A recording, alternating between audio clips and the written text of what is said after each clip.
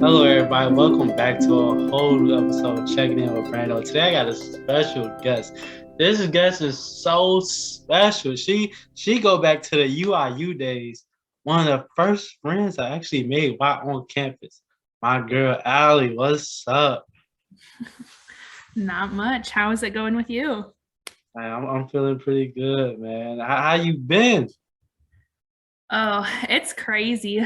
Um, I became a teacher, which is weird. You're like the first person who I don't work with to know this, but my last day of teaching is March 11th, and I have a new job. So Oh, crazy stuff. Yes. oh, stop, man. How does that feel? I don't know, man. I told all of my kids on Friday that I was leaving, and I like bawled the whole day. Like, these are kids that I've been working with for like the past year and a half. And I was just like, guys, I'm leaving. And they were all like, why? And it's just like this job that I'm at currently is so like toxic, which sounds awful. But it was just not a good work environment. And so ultimately I had to like put myself and my mental health in front of everybody else, which I have not been doing for a very long time. And I kind of had to make the decision for myself. So Man, that's something right there, man. Like, how does it feel to know that you're actually putting yourself first for a change? I'm honestly scared, like, because I think there's so much pressure, like when you go to college for 4 years, like to get a job in whatever field that you got your degree in. And so, like, it's scary to like go out on a different path than what you already like had planned for yourself. Like if you would have told me like when we graduated, like, hey, you're gonna teach for like a year and a half and you're gonna quit mid-year, I would be like, you're lying. Like that, I would never. But the education field is so it's like not a good place right now. There's so many different things. And I think all these people think so many things about teachers and that we're supposed to do all of these things when we're not like trained to do them. So I don't know. It's scary, but it feels good. Man, that's so interesting here you say that to speak about being scared to put yourself first because like lately you hear all these people say, oh, you gotta put your mental health first, you gotta protect your peace and this and that, but nobody ever tells you like how scary that can actually be if you never done it. Yeah, for real. I don't know. I think my thing too is that like there's me and like the things that I need for myself, but then there's also so many other people who are in my life that this choice affects. Um, so like I teach ELL at a school in Cedar Rapids. So I teach kids whose first language isn't English how to be proficient in English. So it's myself and another teacher, and we split up. There's like 35-ish kids at this school that receive ELL services. And so her and I are splitting up these kids. And so with me leaving in March, she has to take all 35 of the kids. And so like when I was trying to make this choice, I was like, oh my gosh, I'm going to feel so awful because like I'm giving you this like all these extra classes to teach. And she was like, don't worry about it. Like you need to put yourself first. And I think honestly, I think that's something that's really hard just for me in general. Like I'm in therapy right now. And that's something that my therapist and I talk about is that I have a really hard time like saying no to people. Like people will ask me things and I'm like, yeah, I'll do that for you. Yes, absolutely. And like I don't think about like I just think that how like good I'm gonna feel that I'm helping them, but I'm not thinking about all the things that I'm also sacrificing in order to do that thing. Man, that's so true. I can really relate to that because I know for myself, like people, they tell me, "Oh, Brandon, you're such a real person. You're such a genuine person." But it's like I'm not necessarily doing anything really for me. I'm just doing it for like everybody else in a sense. And it's like I'm not even like guarding or protecting my peace or putting up any boundaries. But yeah, you think I'm real because I'm doing everything that you want me to do. Yeah, for real. That was me. Like I had like four jobs at one point. So I was like teaching, I'm a cheer coach, I was still working at David's Bridal, and there's like a tutoring program at the school that I work at that I was doing. So there were some days that I was working probably like 80 to 90 hours in a week. And like, I was not like doing anything for myself. And I was like, I had this realization and I was like, I'm a 23-year-old woman and I don't like date. I don't go out with friends like ever. I don't like have any hobbies that I'm like super passionate about. And I was like, that is awful. Like, why am I working so hard? Like for what besides like to save money? And like, obviously money is great, but like I have a living space and I'm not like hurting for it. I have a car and again, I'm not like hurting to pay it off. And so I was like, I just need to like chill. Like I need to like have some me time, pick some things for like me to do and not just be like, oh, Saturday, sorry, can't, I gotta work. Like I need to have some days where it's just like for me and like filling up my cup of happiness. Yeah, like how has making that adjustment been for you? So this weekend what we just had was like my first actual weekend of like not having to work. So my last day at David's Bridal was, I'm gonna look at the calendar, was February 15th. And then the 17th through, or excuse me, sorry, the 18th through the 20th, I was in Des Moines for state wrestling, being the cheer coach. So I got home on Saturday, the 19th at like 6:00 in the evening. So I had that Sunday to like recoup and everything. So it's so much better. And today we didn't have school today. So this morning I got up at like 8:00 and I like made myself breakfast and I like went to the gym and I don't know, it was just good. Like I feel like I'm so much like happier and I'm not like as easily aggravated by things that are like simple inconveniences. So Okay, that's a great way for you to start off your 2022. You know, yeah, I'm not sure if it was like a resolution of yours, but you're off to a great start. it wasn't really a resolution. I'm not really a person who sets resolutions because if I do, I like am really good at it for like the first week of January and then I like forget about it. But I think I've just come to the realization that like this is like, it's kind of like, do you remember at like UIU when we like first started as freshmen, they're like, college is what you make it, like what you put into it is what you're going to get out of it. Like that's what life is. Like the things that you put into your life are what make it good. Like if you are like working a job that you absolutely hate, like quit. Like go find like and I know it's like that's way easier said than done, but like there's other jobs out there that are going to bring you more happiness and more peace of mind than like whatever it is that you're doing. And so I think that's kind of what I'm doing, I guess, is just making sure that I'm happy. Yeah, man, that is so dope, man. Because a lot of people wouldn't even be brave enough to even take that first step, But yet, like you're doing it, and you're a prime example of it, also. Thanks. I appreciate that. It is scary. Like I said, like when I went and told my boss that I was quitting, like I was scared. I was like, I'm gonna pee my pants.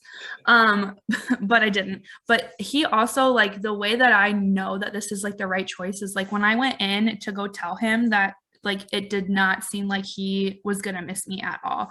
It wasn't like, oh, Allie, I'm so sorry to like see you go. Like it wasn't anything like that. His first response, like his very first like actual question to me was, well, how'd you even find out about that position? And I was like, well, I was looking, obviously, but like, I don't know, to me, like, whenever I like, and it was different because I went to a super small school when I was in high school, but like, all of the teachers were like friends and they all got along and all of this stuff. And so, like, being at the school that I'm at is like the opposite. Like I have like 2 or 3 really good teacher friends that work there. And like I see my principal like in person during the week maybe 5 times. And like when in like the passing that we have, he's like, "Hey, how are you?" And I'm like, "I'm good. How are you?" And he's like, "Great." And then he just keeps on going. There's like nothing. Like I just don't even know. Like it's just not what I thought it was going to be. Man, that's crazy. Have you learned anything new about yourself while being a teacher with the students? Anything new about myself? I think so. Yeah, I think so. So like my like childhood, like my parents both had like really bad like anger management issues, I guess. Like they like I would do something and they would just get really mad about it. And I think like having that while growing up, I've like learned to not do that. And so I don't know. I think I've learned that like I'm a lot more patient and a lot more level-headed than I originally thought I was. So I teach 6th through 8th grade. So they say some very interesting things. But yeah. Yeah, like the reason I asked that because I remember the summer before we graduated, I did an internship in Ames at the YSS or whatever. And it was like I was working with kids, and it was like while doing that, man, like those students like taught me so much about myself, and I wasn't even expecting to really to really learn anything for some kids, you know? Yeah. Yeah. They do some, I don't know. I think it's different when like so that tutoring thing that I talked about, like I'm not their actual teacher, like we just work on stuff. Like the relationships I make with those kids and the things that we talk about while we're in the tutoring session are so different from like being in the classroom. And I think that just comes from like the role that you're playing in that kid's life. So I don't know. I don't think that like I also don't think that I've been in a position where I've like opened myself to like learning things from my kids. I mean, like I definitely learn things from them, but like learning things about myself.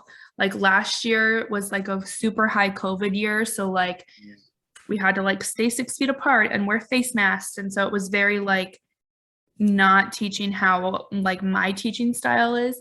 And this year we're not being as COVID cautious, but this year I think I just went into it's sad and I shouldn't have done this because I don't think it had a direct effect on my kids, but I'm sure it did in the long run. But like I went into this year of teaching saying to myself, this is my last year at this specific school. And so I think that that kind of changed things too. And again, I think it's just kind of the way that you feel and the position that you're in. Because when you are in a position and you love it and you're in it for the long haul, I think that you really open yourself up to learning opportunities and you open yourself up to making those like long lasting relationships. I was not in that position. And so I think if I could go back and redo this year a little bit differently, I think I would. And I think it's really hard, even as an adult, to kind of separate your feelings from like the adults that are involved in a scenario, because that's who my like beef is with, if you will, is with the adults in like the district, and it's not with the kids. And so even though I didn't have anything like any disagreements with any of my kids or anything like that, still going into the building and like going into work, working for this, it's not a corporation, but it's the ideals that they have make it seem like a corporation. So like going into this position, not being happy with my higher ups, it just made me not want to be there. And I'm sure there are days that my kids felt that.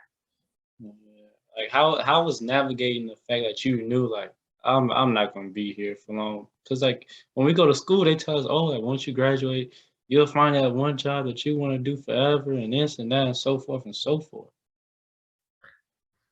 Um, so my degree is I can teach fifth grade through 12th grade social studies. I can teach kindergarten through 12th grade ELL, and then I can teach 5th grade through 12th grade reading. When I graduated, I was like, I want to be a history teacher so bad. And that's what I was applying for. And this job ended up being just one that I had randomly applied for because I was like, oh, I can teach that. I might as well just see. And so when I took the job, I had 3 job offers from different schools in the Cedar Rapids area. One was for this ELL position. One was for a social studies teacher at their Four Oaks school. And the Four Oaks school specifically was a school where it was young men who were serving like time there for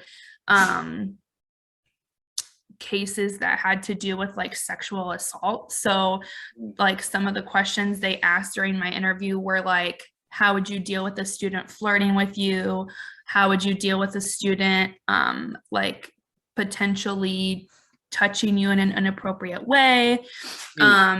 And I was just kind of like, I don't know if I want to do that. And then the third job offer that I had was for a building substitute. And basically, the social studies teacher and the ELL teacher position both had like the same pay and the same benefits. The substitute teacher did not, like way less pay, didn't have as many like health insurance things. So that kind of knocked that one out. And then just the way that the interview went for the Four Oaks position, I knew that I would not be able to handle that very well. And I would just be really uncomfortable for some of the days, and I didn't want to put myself in a position like that. So the ELL position is what I took. And I kind of just knew that I was not going to be there for very long, simply because I knew I didn't want to be an ELL teacher forever. As I started and as I went through the year, I was kind of like, oh, wow, like I do really love these kids and I do really love this job. I might be here for longer. The first year teaching went as well as it could have during a COVID year. I think everybody kind of had ups and downs throughout their positions wherever they worked at during COVID. So it was fine. Like they take a really big test at the end of the year called the ELPA 21 to see if they can exit from the ELL program. I had like around 12% of my kids exit. So that was really cool to see, like, oh my gosh, hey, like my teaching is actually doing something and my kids are learning. Then year 2 started. And year 1 was like fine. Like I got supports from the district. Like I have an induction coach and she was helping me do things. But my second year, it really didn't feel like I had anybody in my corner for things. And it was just kind of like, even now, like there's not really any communication between myself as a teacher and like the admin of the school and the admin of the district, especially when it comes to like behavior problems. So like as an example, if it's like a Tuesday and a kid gets in trouble at like 8th hour and like gets suspended, I don't know until like the next day when I'm supposed to have them in class. And I'm like, oh, where's so-and-so? And they're like, oh, they got suspended because they got in a fight. And I'm like, oh, okay, cool. Like I had no idea that that had happened. And then the things like there's just no equity. And like, I feel like I've always been a person who's been very self-aware of like their white privilege. And so like, and I don't want to say that I never take that for granted, but like, I'm just very aware that my life as a white woman is not hard compared to the kids that come into my room who are Black, Asian. I have a kid who's coming hopefully starting next week from Afghanistan, so Middle Eastern. There are not very many white people who can say that when they go to work, they are they are the minority in the room. So like when I am in the room teaching, I am like the only white person in the room because my kids are from different countries of Africa. My kids are from Mexico, different countries in South America. And then I have a couple who are going to be coming from the Middle East.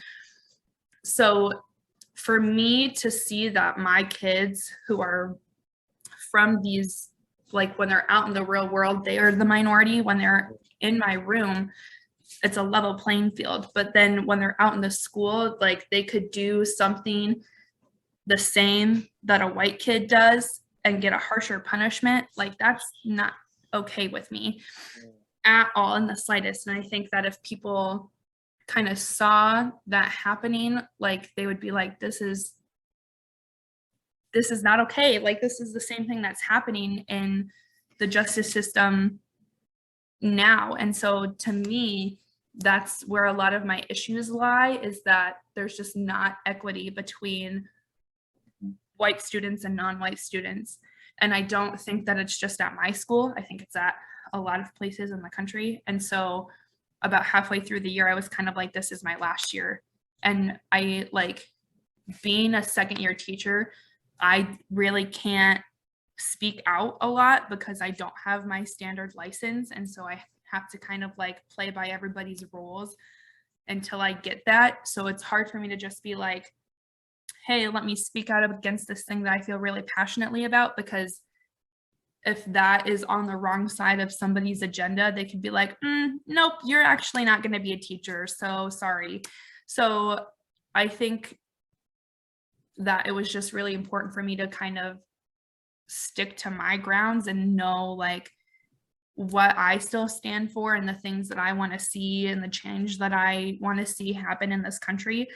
And it has to start when these kids are young. And so I don't know. I was just kind of like, I can only help these kids, this select population of kids, so much in this classroom. And I want to help more. And so I was like, I can't, this has to be my last year. So that was a very long story, but that is essentially how I decided that I wasn't going to stay in that position for very long. Man, that's like it's so heartbreaking, knowing that you want to be able to make a change and make a difference, but not really being able to at the same time. That's Yeah. tough. It is hard. I'm really excited for this new position that I'm in now. So it's through Kirkwood, which is a community college here in Cedar Rapids, and it's called TRIO. And we're basically going to be at 4 middle schools and 2 high schools here in Cedar Rapids. And it's basically a program to like help kids get into college. So like we offer tutoring, we offer like ACT prep, we offer application fees waived to apply to colleges. I think we're going to try and get some college tours in. And it's specifically for kids who are of low socioeconomic status and for kids who are going to be like the first generation to go to college in their family.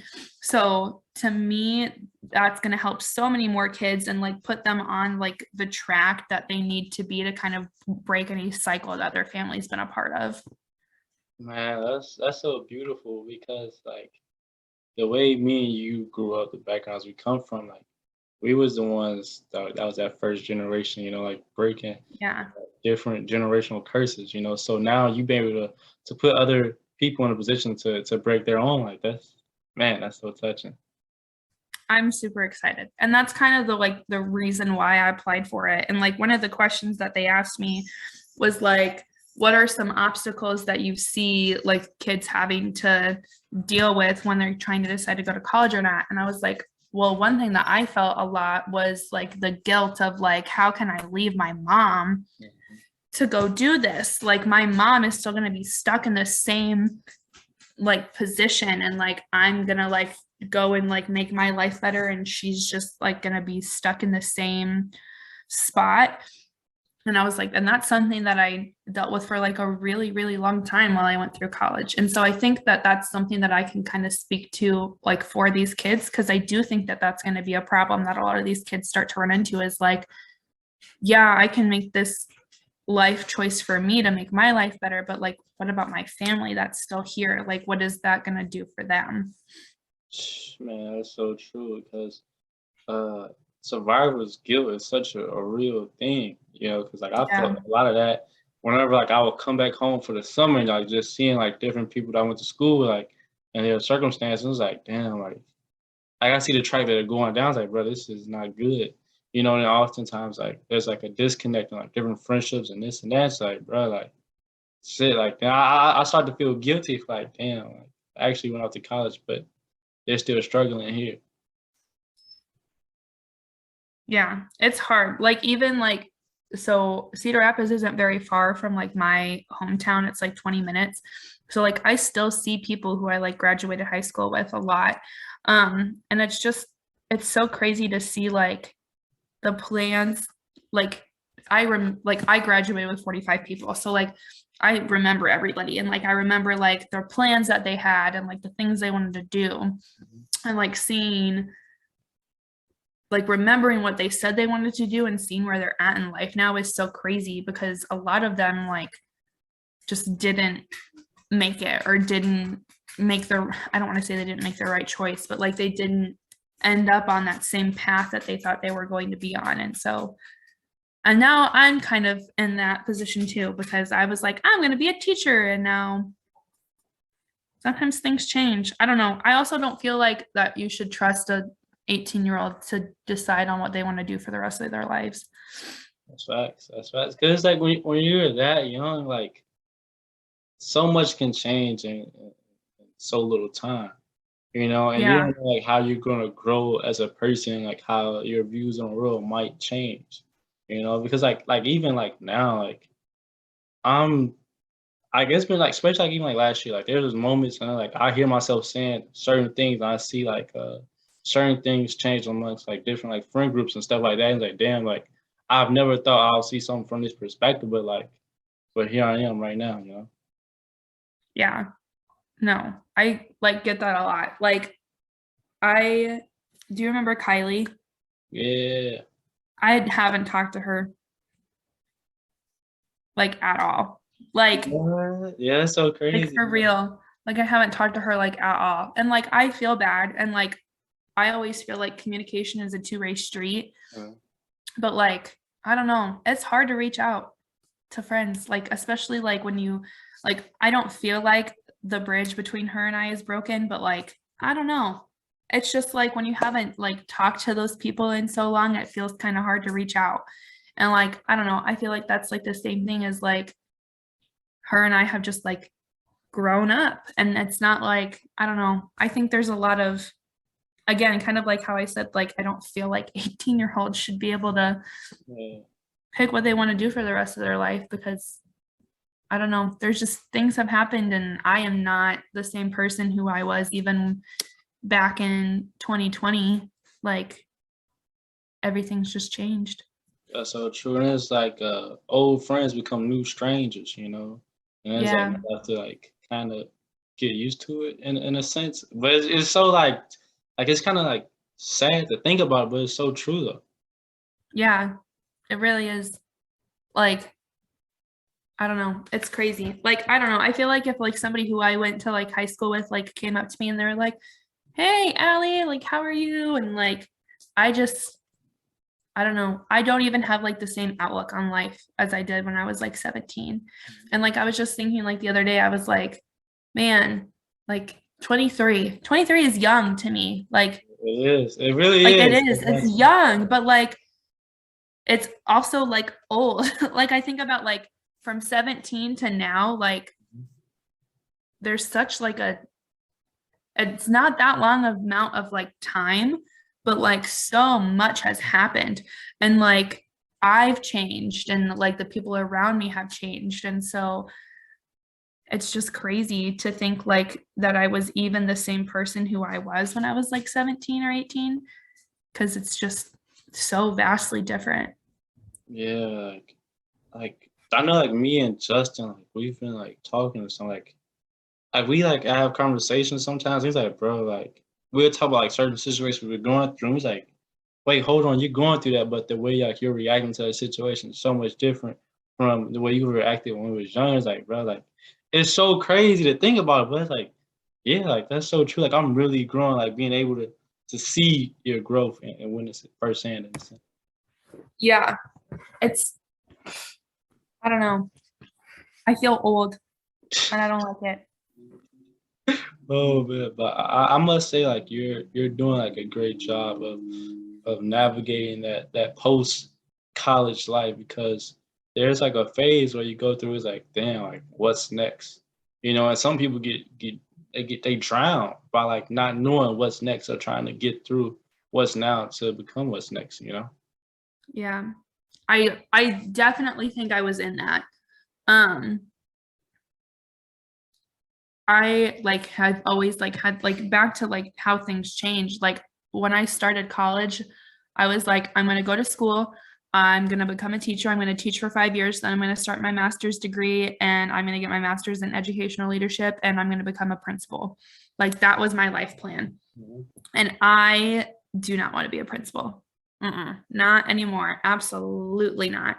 And so I still want to go get my master's, but I think I'm going to go get my master's in school counseling and I want to be a school counselor. Um, but it's just like it really didn't take me that long to figure it out, but like, man, I feel like Upper Iowa does a great job of like preparing you to be a teacher, but like, I don't know. I just wish that there was like, I wish the student teaching process was longer. I feel like anybody who's gonna like be in a specific field needs to like do a like extensive internship and like really be a part of it to like decide if that's what they want to do because student teaching and actually teaching are not the same. Like you still have to like create lesson plans and everything like that, but at the end of the day you're answering to your academic advisor who works for Upper Iowa or who works for the university that you're attending. You're not answering to the principal, the superintendent, and the school board. And like, I don't know, it's just I was in that like limbo for a really long time of like not knowing like, oh my God, I don't know what I'm gonna do. Like there was a really low point this year in like November-ish where I was like, I don't think I want to be a teacher anymore. Like I don't think I want to have anything to do with kids. Like, and I think people need to know that like that's okay. Like I think like you don't want to get so far like into the deep end where you're like, I don't know what to do next. But like I think when you go to college, you're just like expected to like know what you want to do by the end of 4 years. And then you go out and do it. And like that's and like you're just expected to like make it and like love what you do. And like I don't think it's talked about enough where people don't like the careers that they picked. Like originally I thought like I was like, I'm gonna love teaching. It's gonna be the best and greatest thing ever. And it wasn't. It sucked. Like teachers like need people's help. Like we need to be on the sides of teachers because it's hard. Like it had a toll on my mental health. Like it was not good. And like I don't think people realize how hard it is to be a teacher. I think they're just like, oh, you get to go to school and you get to work with kids and teach them how to write. That's all you do. And yeah, that's what I do on a surface level. But like, I have kids who like don't speak any English at all and like are learning it from scratch. And like when we had snow days, I'd be up at like 5 a.m. texting and calling them and being like, hey, we don't have school, no school today, no school today, no school, Miss S. Yes, no school today, don't come. Okay, Miss S, see you tomorrow. And like it just, and like that's not all I do. Like I have like a closet in my room. It's not a closet, it's like part of my bookshelf. And there's like a shower curtain in front of it. And it's just like a closet that kids can come in and get clothes for. And I've like taken donations for it. And like I've like it's not just teaching. Like you can't, if you think you want to be a teacher and you think that you can just leave your job at your desk at 3:30,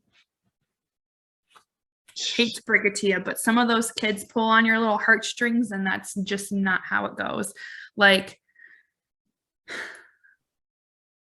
last year, I had a girl who's from Guatemala, and it's so crazy to me, but the kids who get busing to the school live over 2 miles away. So if you live like 1.5 miles away, you walk, or your like parent or your guardian brings you, or you ride your bike.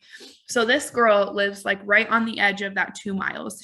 I think she lives like 0.18 miles away, or 1.8 miles away. So she would have to walk to school every day because her parents don't have a car. Well, we had a really rainy like season last year up here, and she wasn't coming because she wouldn't walk to school in the rain.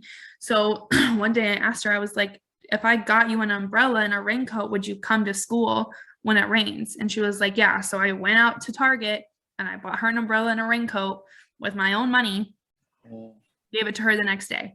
Like, I don't think people really realize like the way that teachers go out of their way to help these kids.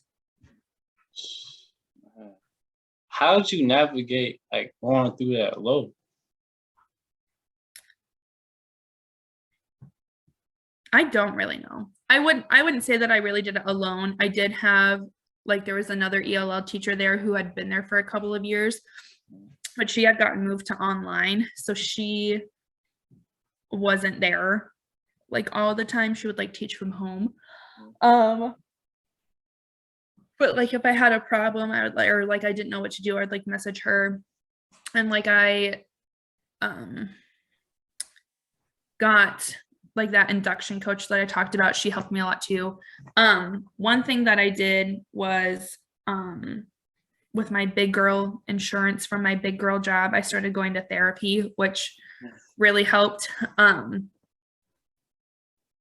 I honestly, if I did not go to therapy, like I don't know where I would be. Like there's so many things that I like didn't deal with super well, like growing up as a kid and like childhood trauma that I had to go through. But there was a lot of things that happened like this year and last year that happened with my kids that was very like triggering to me. And so like I definitely needed like people to talk to. And it sucks, like I don't really have a lot of friends. I'm just a very like, that's another way that I've changed. Like I used to be loud and obnoxious and would talk to anybody, and you know that, Brandon. And now I am like so quiet. Like I don't want to say I hate people, but like I have very, very few friends. My circle is very small, and I like don't hang out with anybody. And I do think that is partially from me having like 4 jobs, but like I don't know, man. Like I think I've just been so disappointed by so many people that I'm just like, the smaller of a friend group that I have, the less people there are to disappoint me. Man, I can really hear you. 'Cause I know, like for me, like the year after we graduated, it was so rough for me because like I felt like I had like things like I had my ducks in a row. I had everything like planned out. Like, oh, this is how it's gonna go. I'm gonna work at where I did my internship. I'm gonna start that summer, but then like COVID happened. Like it like wiped everything out, and then like I felt like so like lost, and then like I didn't really know like me in a sense. Like, all right, so like what am I gonna do? What is Brandon gonna do?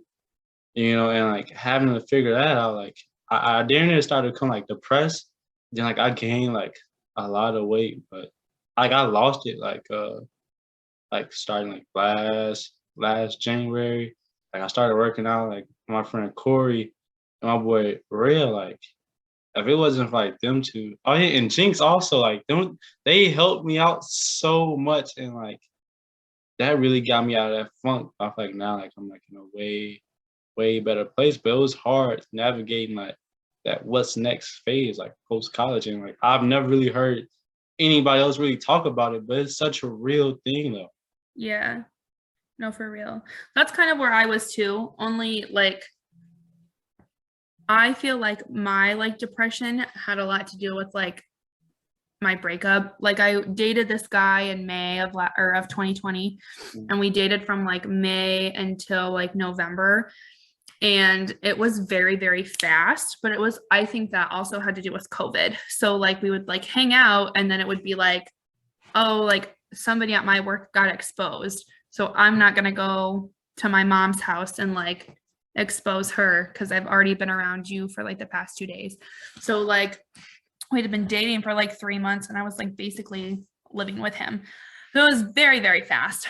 And I went through like all of these like adult things. Like I bought a car and I got my first job. And so like it was very much like almost like we trauma bonded in a way. It was very weird. But then he broke up with me. And it was very much like we both knew that we were on different paths of life. And so it was kind of mutual. But it was kind of one of those things where like neither of us really wanted to. So of course, like the breakup like lingered. So we were like talking, and then we weren't talking, and we were talking, and then we weren't talking. And then last year, February 2021, in like around February, I was all lonely because single people get lonely around Valentine's Day. Yeah. So I like hit him up, and we were like hanging out, we were talking, and we like were gonna get back together. Like I love yous had been said, and like I sorries had been said for all the things that we had done.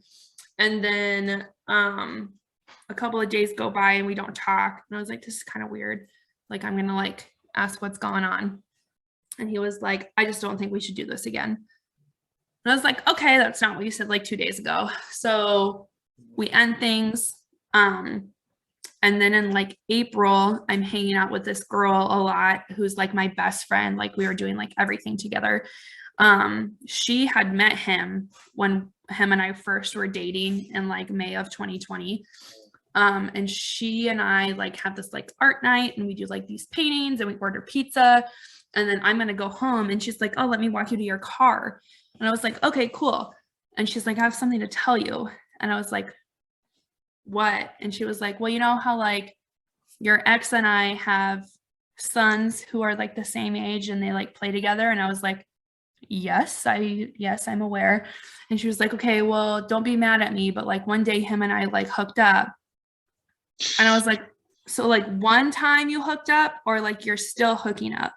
And she was like, we're still hooking up. And we're like, that's when I decided like I need to put myself above other people, because I would have died for either of those two people. Like that's how much I loved and cared about them. And both of them stabbed me in the back. And so I think that's another reason why I keep my circle so small, because like I can't deal with that. Like to me, that's so high school. And the fact that they were both like a couple of years older than me and we were doing that and like hiding things behind my back, I was like, that's just like not okay. Like to think that you guys were both okay with doing that, like y'all are whack.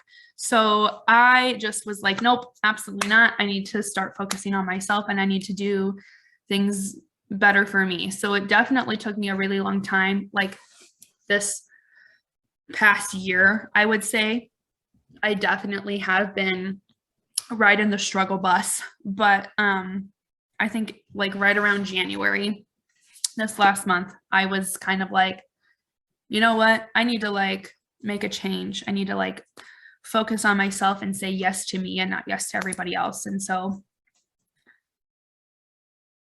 crazy stuff.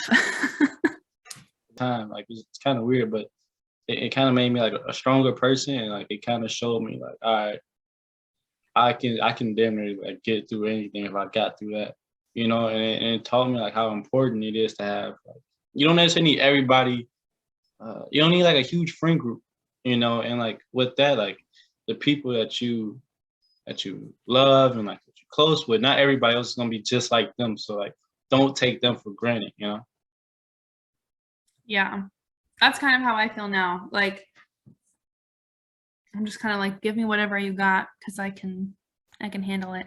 I'm a big girl, tough girl, can handle my own. I got you. And you got any questions for me? What are you doing now? I've talked about myself for like the past half hour. You haven't really said anything about you. Are you just doing like this podcast thing, or what all are you doing?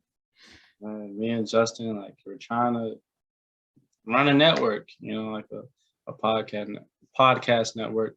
Uh, I'm working on a book with my friend Corey, like towards like the direction that we want to go towards. I feel like now this year is more about just executing it. Just being executing and elevating. I feel like those are like the two most important things right now at this moment.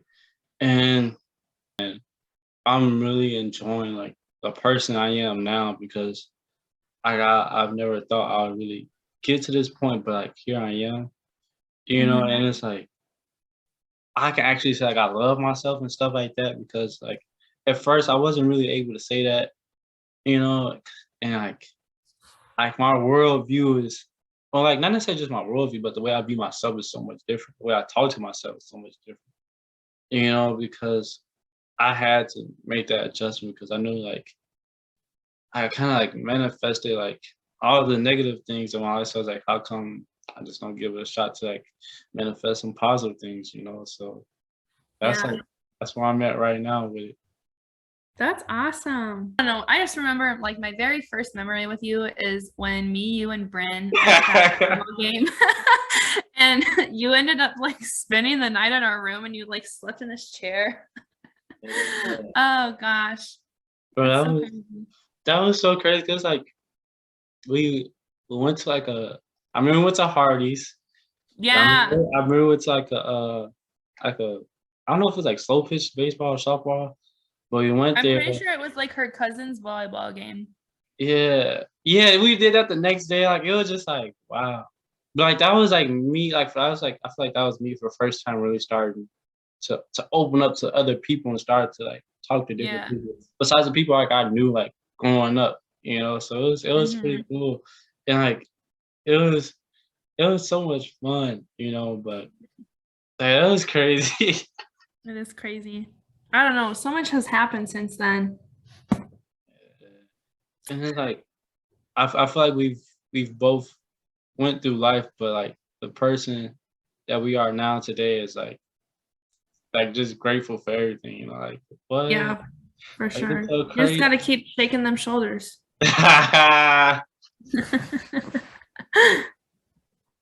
You can't stop doing that, Always and forever. yes, and it's like man, like, even seeing like how like different like friendships have grown and like some others have like uh gone their separate ways and stuff like that. It's just like wow, like this light thing is so crazy. I know. It is crazy. Oh, yeah. So what else like you feel like is next for you besides the job, like personal goals, like working out and stuff like that? Yeah. Um, so in January, working out, we're getting to that. In January, I weighed like the heaviest that I've ever been. And I was like, nope, absolutely not. I am not okay with this. And like, I'm definitely a person who is like, I don't really care about the number on the scale as long as I feel good about myself. Um, but I don't feel good about myself. So I got a membership to Planet Fitness. And I was doing really well going to the gym like at least 3 or 4 days a week. And just like to me, like I have like a very like addictive personality. So like my thing is like I don't want to like be obsessed with like counting calories or be obsessed with like counting macros because I just know that that is going to be like a one-way ticket to an eating disorder for me if I do that. So my thing is like I just want to make sure that I'm in a calorie deficit. So I'm not exactly like counting my calories like I do for like my big meals, but like if I like eat a handful of like pretzels, I'm not going to count that. Like I'm a very like free flow person. Just as long as I like stay within a certain threshold, I'm going to be good. So right now my goal is to just kind of get to like a certain like size, I guess, for like clothing. And then from there, I'm going to try to like weight train more to like tone specific things. I have absolutely no idea what I'm doing when it comes to the gym, but I'm like, I love learning new things. So like I've been like trying to like watch a bunch of like fitness gurus on like YouTube and like take notes from them. But right now I am more focused on like my relationship with food and my like eating habits. Because I'm definitely the type of person who like if you put like a thing, like if I buy like a box of like Girl Scout cookies, I'm gonna eat the whole thing in like one sitting. So I'm trying not to do that anymore. So I'm very much like just trying to focus on like portion control and like making sure the things that I'm eating are good for me. And like I really hate, I don't remember what YouTuber I was watching, but they said that they really hate the labels on foods as good or bad because there isn't really a good food or a bad food because food is just like supposed to fuel your body. And so it's not necessarily whether the food is good or bad, but it's about the amount of fuel that it gives to your body. So like as an example, like obviously if I eat like a salad with like proteins and grains and all this great stuff, like that's going to give me more fuel than like the box of Girl Scout cookies. And so like I think that's like the number one step for me this year is I obviously want to like lose weight and like tone myself and make myself feel better about myself, but I also know that like the relationship that I have with food right now is not a good one. And so I need to work on that. And then once I have that a little bit more under control, then I can really start being like, all right, this day is a leg day and I'm going to target my quads and I want a PR today with my deadlift. Like I'll get there eventually. I'm just not there right now. I also like I said, I'm a cheer coach. So like trying to be a role model for the cheerleaders on my cheer team because they're still in high school, right? And it's so like easy to like see the people around you and like I really have to like when I'm around them I have to really watch the way that I self-talk because if I'm like talking bad about myself and I'm like I look disgusting today, like they're going to pick up on that habit and like put that towards themselves. So I think like back to that question you had about like what did my kids kind of teach me about myself, I think that's something that they're like unteaching me to do is to like undo my bad self-talk. But yeah, that's kind of where I'm at with my fitness journey. I don't know, that's kind of boring, but yeah, it's cool. It's cool. Like I like the way that you got it like broken down. You know, because like some people think it's just as simple as like, oh, I'm going to the gym every day. But it's like there's many steps within going to the gym, you know, because you want to make sure like you're doing everything the right way and you don't want to mess up your body, you know?